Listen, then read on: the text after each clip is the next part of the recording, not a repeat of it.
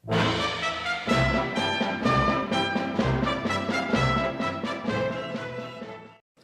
hey guys, and welcome to part 2 of this 5-day Godzilla special, and today we're looking at the Showa era with this, which is the Soshingeki Godzilla suit.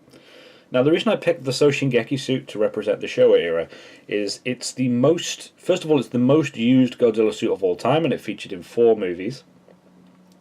And obviously all 4 movies of that were from the Showa era, so it's the most used suit within the Showa era. As well as the fact it's in my 2 favourite Showa era movies, so to me this is the suit that represents the Showa era, especially to me. So I wanted to have a look at this one because this suit embodies the era for me. So we're going to have a quick... First of all, I'll just mention straight off the bat that this is by Bandai Standard.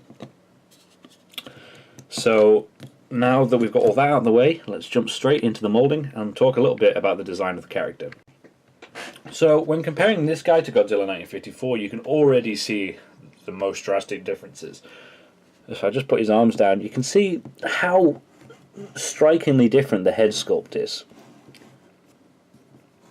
And between Godzilla 1954 and this suit, there were, I believe, if my memory serves, 6 other suits that all gradually changed from 1954's sort of small head and small upper body with lower legs to this design. And if we just have a quick side-by-side comparison actually of the figures, you can see how drastically different Godzilla looks.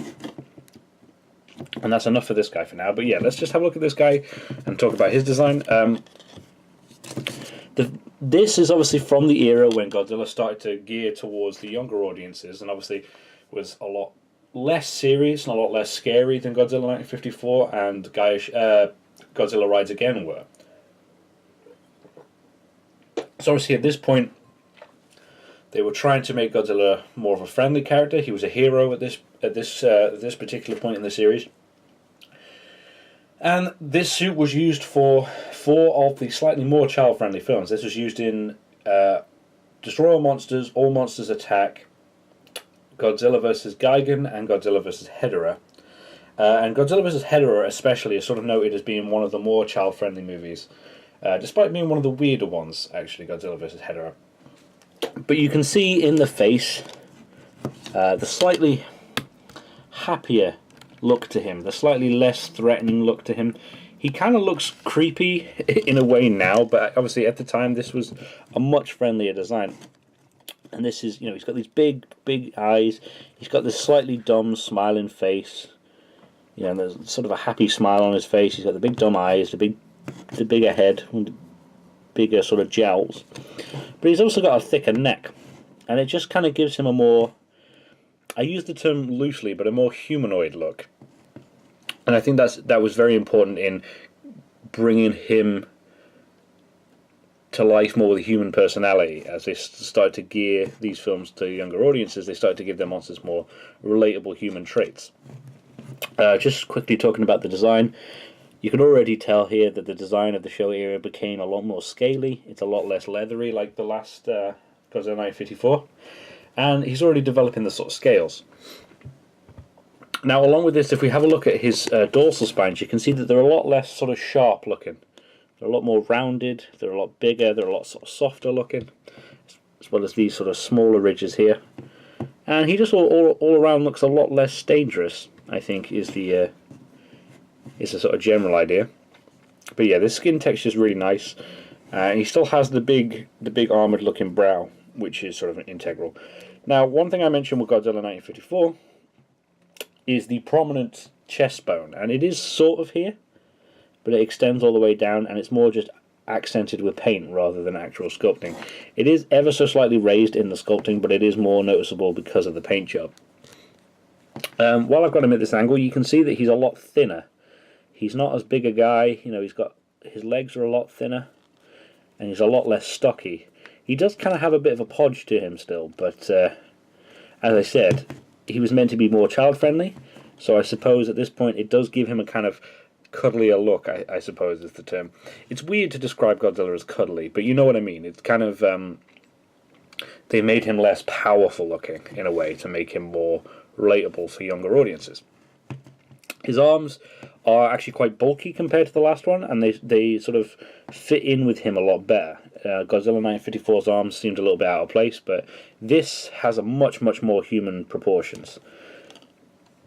If we just have a look at the tail is probably just as long, but it's a lot thicker. The spines aren't quite as big on the tail, but it's a lot thicker than the 1954 suit. If we just have a look at the tag here, you can see a picture of what he looked like in the film in this suit. And he's still got that big goofy face. And yeah, I think this is the era of Godzilla that I originally watched. The first Godzilla films I saw actually were Godzilla vs. Gigan and Godzilla vs. Hedorah. And they are my two favourite Godzilla films. Now, I'm not quite sure whether that's just nostalgia blindness or whatever. But yeah, this design definitely captured my imagination as a kid, with a kind of the friendliness of it. And he was just a really lovable character back then. And I was sort of in the mindset back then of rooting for him because he was the hero. I mean, now over the years, Gigan's become my favourite kaiju. But yeah, back then, this guy was really lovable, and I think this particular suit, the Soshingeki suit, really enforced him as a force of good, I think, within the series. So the sculpting of this one, I think, is really nice. I think it's better sculpting than the Godzilla 1954 figure, and there's a lot less errors with it. And I think it is just the perfect suit to represent this era. So for paint job, the figure's base colour is this sort of black vinyl. And much like the 1954 Godzilla, they've kind of only really used minimal paint detail. The sort of whiter grey parts on the knees and the toes there, and on the fingers, with some pink inside the mouth to highlight them. So this suit was, of course, in colour, and I think they've captured it really well. It was still in the time when he wasn't, you know, he's never really had much colour to him, but the Showa era he was a lot more grey and black, as opposed to sort of the Heisei era where he took on a more blue colour, which we'll be having a look at a later time. But yeah, much like Godzilla 1954, the paint job here is very minimal, but that's not a bad thing. I think it's very well done, and I think a lot of people assume the minimalism is a bad thing, but no. A lot of the time, if you overdo things, it can ruin it. And I think it's a lot better to be minimal than it is to sort of go all out with this kind of thing. So yeah, the paint job I'm really happy with. Now, out of the Godzilla suits I'm going to be looking at for this particular 5-day special, this has the least articulation. There's no head articulation in this one. And there's no tail articulation. Now, if I broke the glue seal here, there would be tail articulation, but I never break glue seals. So the only articulation this figure has is 360 degree rotation on both arms, and he has some articulation on the legs that would go 360 degrees. Oh, they do, yeah. They sort of get stuck a bit on the tail, but they will go 360 degrees. And other than them getting slightly stuck on the tail, the articulation on this is actually very smooth. It's not too stiff, and it's not too loose. So the articulation doesn't hurt this figure as much as it did the 1954 figure. So yeah, articulation is definitely a plus with this figure. So this figure is by Bandai Standard, and I paid, this is one of the older figures in my collection actually, and I paid, I think, around the 25 quid mark. Now I've seen these a lot on eBay knocking around for between 25 and 30 quid.